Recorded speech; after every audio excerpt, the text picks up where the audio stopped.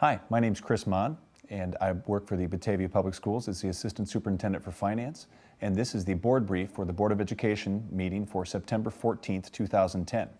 Last night, the major business that the board took on was the adoption of the 2010-2011 budget. They had a public hearing to take any input from the public on the budget, and then in the action section, they saw a presentation that gave a summary of both the revenues and expenses, and then an overall comparison of the budget. And we are currently facing a $2,535,000 deficit. Now that's down from the deficit that we represented in the tentative budget of $2,845,000, but still a significant financial burden on our fund balances. Some of the major assumptions that went into this year's budget are a fairly low amount of new construction of property coming into the district, along with actually a drop in the reassessment of existing property values. That will have an effect on our ability to maintain the tax rate and will likely require a transfer from operating funds or further restructuring of debt in order to hold that tax rate of $4.69.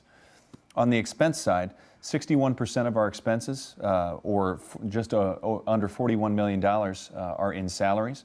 Another $7.8 million are in benefits. So roughly 73% of our total budget consists of the people that work for our district.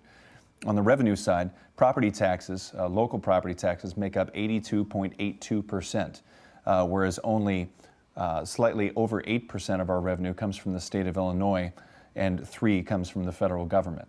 So even though the state of Illinois is having some significant cash flow problems that are affecting our ability to make investment income and to manage our cash, it still only represents a very small portion of our budget.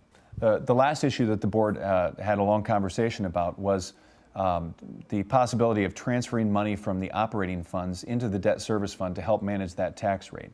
As it currently stands, the board has asked us to prepare the budget with a $1.464 million transfer into the debt service fund in an effort to offset the bonds that we would have to restructure later in the year. But that plan is still tentative, and we expect to revisit that at many times over the next few months as we approach the tax levy in November and December. That was all the discussion that we had. That was the only action item on the board meeting. The next board meeting is scheduled for September 28th, 2010 at 7 p.m. here at the Rosalie M. Jones Administrative Center.